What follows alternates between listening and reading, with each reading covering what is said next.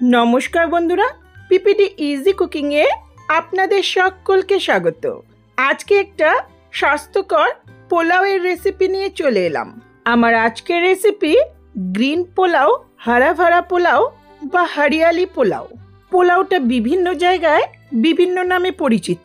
মূলত green paste দিয়ে পোলাওটা বানানো হয় বলে এর রংটা সবুজ হয়।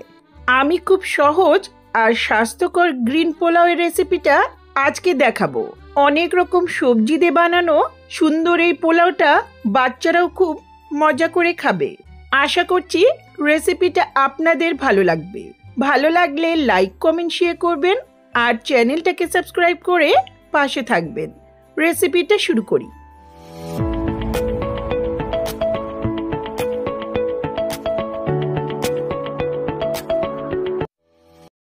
পোলাও বানানোর জন্য নিচ্ছি 1.5 কাপ মতো সরু বাসমতি চাল।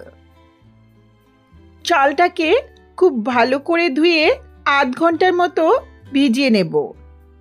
চালটা একটু ভিজিয়ে রাখলে রান্নাটা দ্রুত হবে আর বাসমতি চালের দানাগুলো ভিজিয়ে রাখলে দেখতে সুন্দর হবে আর আঠালোও হবে না। এটা ভিজিয়ে রেখে আর কি লাগছে বলে দিই। এখানে বেশ অনেকগুলো সবুজ সবজি নিচ্ছি 1/4 কাপের মতো মটরশুঁটি, ছোট করে কাটা 1/2 কাপের মতো ব্রোকলি, 1/4 কাপ বিনস, কিছু ক্যাপসিকাম আর এখানে ছোট করে কাটা গাজর নিয়েছি। পছন্দ মতো অন্য কোনো সবজি দিয়েও রান্নাটা করতে পারেন। এখন একটা গ্রিন পেস্ট বানিয়ে নেব। এর জন্য একটা পাত্রে জল ফুটিয়ে নিয়ে এতে 2 মুঠো পালং শাক আর 1 মুঠো ধনেপাতা দিয়ে দিচ্ছি।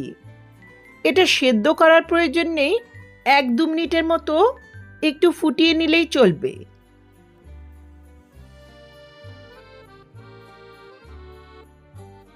এক দু মিনিট একটু ফুটিয়ে নেওয়ার পর এখন এই শাকগুলো তুলে বরফ ঠান্ডা জলে দিয়ে দিচ্ছি। এতে পালং শাকের কুকিং প্রসেসটা থেমে যাবে আর এই রংটাও কিন্তু সুন্দর থাকবে।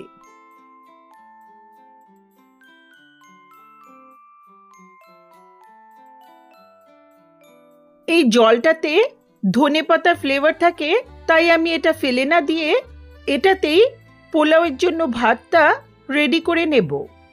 এখন ধুয়ে রাখা চালটা এর মধ্যে দিয়ে দিচ্ছি।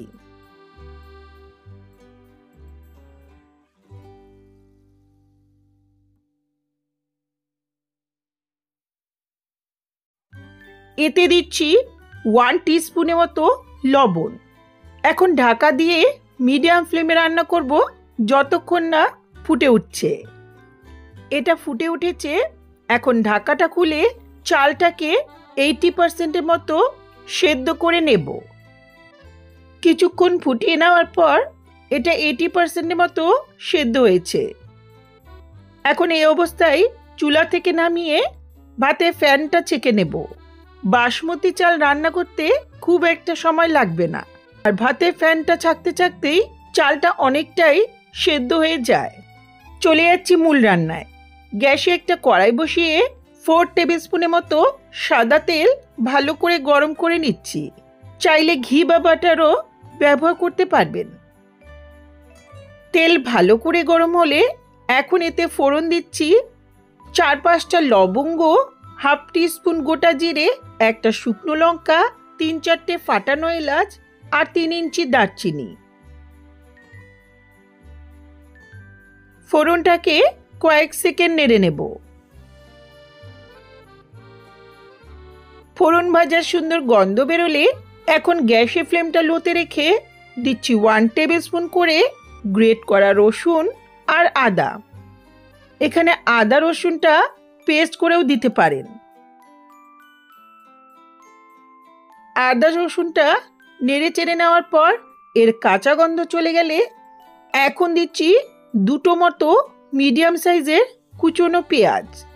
পেঁয়াজটাকে মিডিয়াম ফ্লেমে হালকা গোলাপি হওয়া পর্যন্ত ভেজে নেব। পেঁয়াজ খুব লাল করে ভাজার প্রয়োজন নেই। এখানে আদা রসুনটা পেস্ট করেও দিতে পারেন। পেস্ট করে দিতে হলে পেঁয়াজটা একটু ভেজে নেওয়ার পর অ্যাড করতে হবে। পেঁয়াজটা হালকা গোলাপি করে ভাজা হয়েছে। এখন এতে দিচ্ছি ছোট করে কাটা গাজর, বিনস আর মটরশুঁটি। এগুলো সিদ্ধ হতে সময়টা একটু বেশি লাগে, তাই আগে দিলাম। সবুজ রঙের মধ্যে গাজরটা দেখতে বেশ সুন্দর লাগে, তবে বিটরুট ব্যবহার না করাই ভালো, এতে পোলাওয়ের রঙটা কালো হয়ে যেতে পারে। সামান্য একটু লবণ দিয়ে খুব ভালো করে মিশিয়ে নিচ্ছি। এখন ঢাকা দিয়ে 1-2 মিনিটের মতো রান্না করব। এতে গাজর, বিনস আর মটরশুঁটিটা তাড়াতাড়ি সেদ্ধ হয়ে যাবে।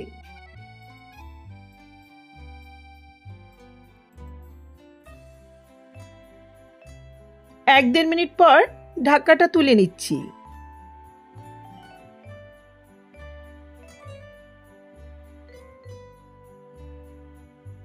এখন এতে দিচ্ছি 1 মুঠো কাজু বাদাম আর কিশমিশ।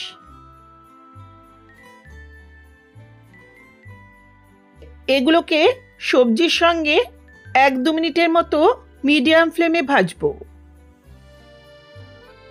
এখন যে ব্রোকলি আর ক্যাপসিকাম কেটে রেখেছিলাম সেগুলো দিয়ে দিচ্ছি। ক্যাপসিকাম আর ব্রোকলিটা খুব বেশি সেদ্ধ করার প্রয়োজন নেই, তাই পরে দিলাম। ব্রোকলির ওপর সামান্য একটু লবণ ছিটিয়ে আবারও 2-3 মিনিট মিডিয়াম ফ্লেমে ভাজবো। তবে আপনারা যদি ব্রোকলিটা একটু নরম খেতে পছন্দ করেন তাহলে গাজর আর বিনসের সঙ্গে আগেই দিতে পারেন। এগুলো ভাজা হতে হতে গ্রিন পেস্ট বানিয়ে নেব। ব্লেন্ডিং জারে যে পালং আর ধনেপাতাটা ব্লাঞ্চ করে রেখেছিলাম সেটা নিয়ে নিচ্ছি। এতে দিচ্ছি বেশ কয়েকটা কাঁচা লঙ্কা। এখন এর মিহি পেস্ট বানিয়ে নেব। ক্যাপসিকাম আর ব্রোকলিটা 2-3 মিনিট ভেজে নেওয়ার পর এখন এই গ্রিন পেস্টটা এর মধ্যে দিয়ে দিচ্ছি। পেস্টটা দেওয়ার পর মিডিয়াম ফ্লেমে 2-3 মিনিটের মতো রান্না করব। খুব বেশিক্ষণ রান্না করলে পোলাওয়ের রঙটা একটু কালচে হবে, তবে একটু কষিয়ে নিলে এর স্বাদটা কিন্তু বেশি ভালো হয়। 2-3 মিনিটের মতো মিডিয়াম ফ্লেমে নেড়ে চেড়ে নেওয়ার পর এখন যে ভাতটা রান্না করে রেখেছিলাম সেটা দিয়ে দিচ্ছি। কড়াইতে দেওয়ার আগে খুব ভালো করে ঠান্ডা করে নিতে হবে। গরম অবস্থায় দিয়ে দিলে ভাতটা কড়াইয়ের নিচে লেগে যায়। খুব ভালো করে একটু মিশিয়ে নিচ্ছি।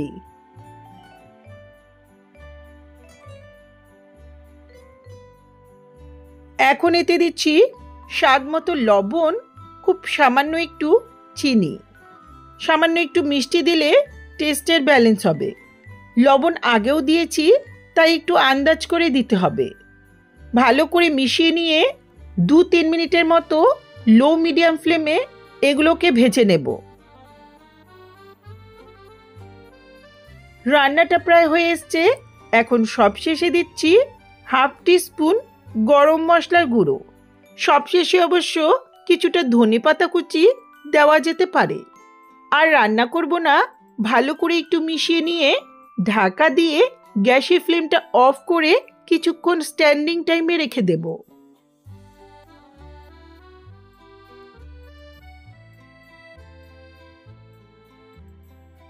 কিছুক্ষণ পর দারুণ স্বাদের গ্রিন পোলাও সার্ভ করার জন্য রেডি। দেখুন দেখতে কতটা সুন্দর লাগছে। এই গ্রিন পোলাও রায়তার সঙ্গে সার্ভ করা যেতে পারে।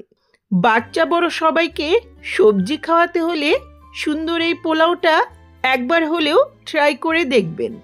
আশা করছি সবারই ভালো লাগবে।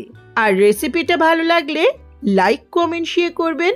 আর আমার চ্যানেলটাকে সাবস্ক্রাইব করে পাশে থাকা বেল আইকনটা অবশ্যই প্রেস করবেন, যাতে আমার ভিডিওর নোটিফিকেশনগুলি আপনাদের কাছে সহজেই পৌঁছে যায়। ধন্যবাদ।